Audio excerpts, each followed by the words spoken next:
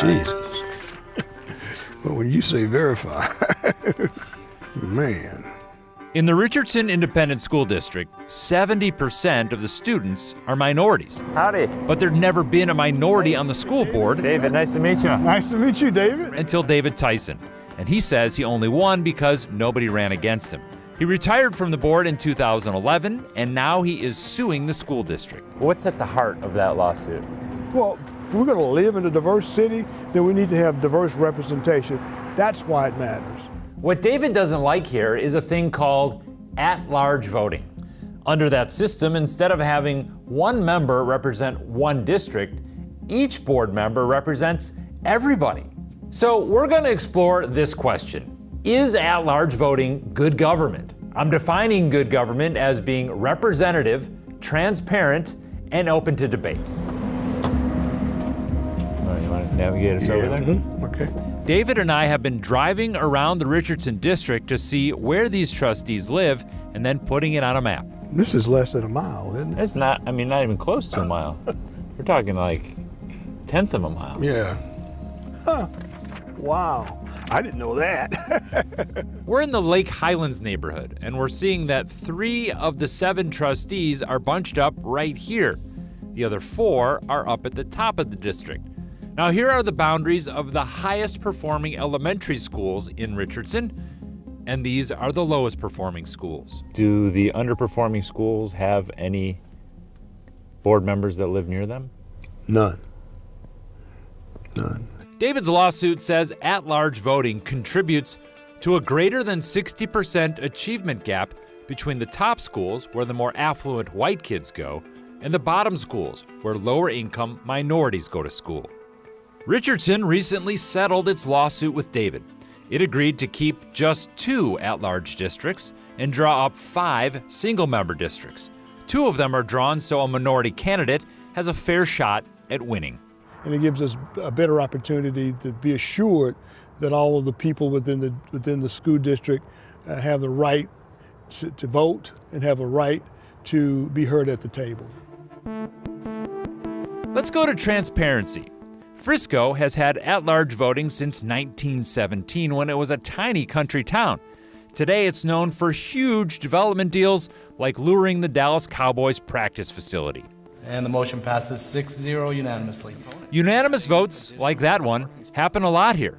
When it comes to development deals, the council has a history of debating behind closed doors. We're recessed in the executive session. And then reaching unanimous decisions when they're in public. Even though council doesn't have a lot of questions tonight, it's a deal we've asked a lot of questions on and been working on. Jeff Cheney is the mayor. You look at the Cowboys deal. If that had been published as far as what we were offering, many other cities may have started making offers. The council's most recent deal was selling this parking lot to Jerry Jones's development company. He plans to build the future headquarters of Dr. Pepper here.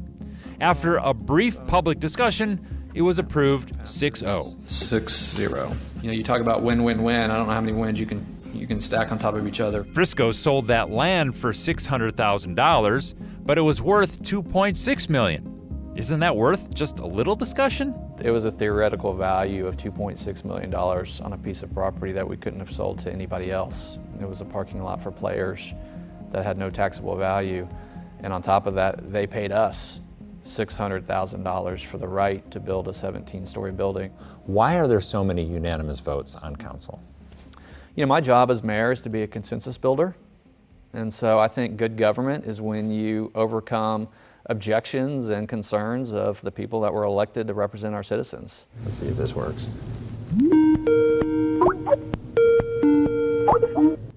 Hi there. Hi, how you doing? Fine, how are you? I'm good, I'm David. Nice to meet you. Law professor Yuri Zhrdinsky is a voting rights expert at the Brennan Center for Justice at NYU. He says when it comes to good government, at-large voting is not the best way to run the people's business. Under an at-large system, it's possible to have a really significant portion of the population be entirely sidelined and their views not to be represented whatsoever. So what happens when their views are represented? Well, sometimes you get a lot of debate and disagreement, like in Dallas. I was elected to represent the constituents of District 4. I mean, just so everybody's clear, the committee has gone rogue. And here it is, and it's not right. Let's not badger witness. I'm not badgering. Yes, you were. Okay, thank you. You say it was my turn? No, I did. I did say that. That's exactly right. But now Mr. Griggs interrupted you, Okay. and I'm dealing with Mr. Griggs' issue. Is that a good outcome or a bad outcome? Well, I think it's the democratic outcome. I think that's the whole point of our system, is a system that's predicated on debate and ideas competing and compromises being reached. Okay, well, we now know a lot more about at-large voting than we ever thought we would, and we've learned it's not always very representative. It can lead to a lack of transparency, and it can limit open debate. So it's not that it's bad on its face, but at-large voting is certainly not the best kind of government that we can have. If you've got something you want verified, send me an email.